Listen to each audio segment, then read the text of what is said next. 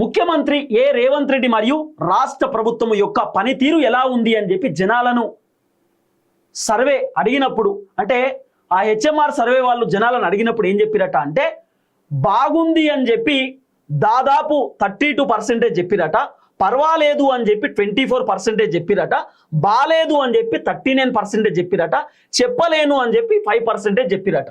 ముఖ్యమంత్రి రేవంత్ రెడ్డి మరియు రాష్ట్ర ప్రభుత్వం యొక్క పనితీరు ఎలా ఉందంటే, ఏం చెప్పలేమని 5%, బాలేదని 39%, బాగుందని 32%. అంటే జనాలు బాలేదనే చెప్తా ఉన్నారట. రేవంత్ రెడ్డి పర్ఫార్మెన్స్ బాలేదు, రాష్ట్ర ప్రభుత్వం పర్ఫార్మెన్స్ బాలేదని జనాలు సుమారు 39% చెప్పిరు అనేది వినబడుతున్న చర్చ. సో ఇది రేవంత్ రెడ్డికి సంబంధించిన పర్ఫార్మెన్స్. దాదాపు 1,19,000 మందితోటి ఆ హెచ్ఎంఆర్ సర్వే వాళ్ళు సర్వే చేస్తే, అంటే అంతమందిని అడిగితే దాంట్లోకి వెళ్ళి జనాలు చెప్పినటువంటి అంశాలు ఇవి. చాలా క్లియర్గా మీకు అర్థమయ్యేటట్టు చెప్తా. ఇంకా రేవంత్ రెడ్డి పనితీరు ఎట్లుందని చెప్పి జనాలను అడిగితే 1,00,000 మంది జనం ఇచ్చినటువంటి సమాధానం. సో ఇట్లా బాగుంది బాలేదని ఇంతమంది చెప్పారట, బాలేదనే ఎక్కువ మంది చెప్పారు, బాగుందని 32% చెప్తే 39% బాలేదని చెప్తున్నారు, పర్వాలేదని 24%, 5% ఏం చెప్పలేమంటున్నారు.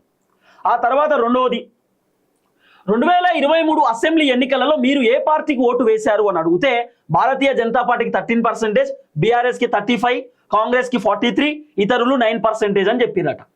ఆ తర్వాత మాజీ ముఖ్యమంత్రి చంద్రశేఖరరావు కేసీఆర్ గారు అమలు చేసిన సంక్షేమ అభివృద్ధి కార్యక్రమాలపై మీ అభిప్రాయం ఏందని చెప్పి జనాలను హెచ్ఎంఆర్ సర్వే వాళ్ళు అడిగితే బాగా చేశారు అని 42% చెప్పిరట. రేవంత్ రెడ్డి అంటే కేసీఆర్ పర్ఫార్మెన్స్ బాగుందని 42% పబ్లిక్ చెప్పిరట. కొంత మేరకు చేశారు అని చెప్పి 26% చెప్పిరట, బాగా చేయలేదు అని 28% చెప్పిరట, చెప్పలేను అని చెప్పి 4% చెప్పిరట. సో ఇది మూడో అంశం.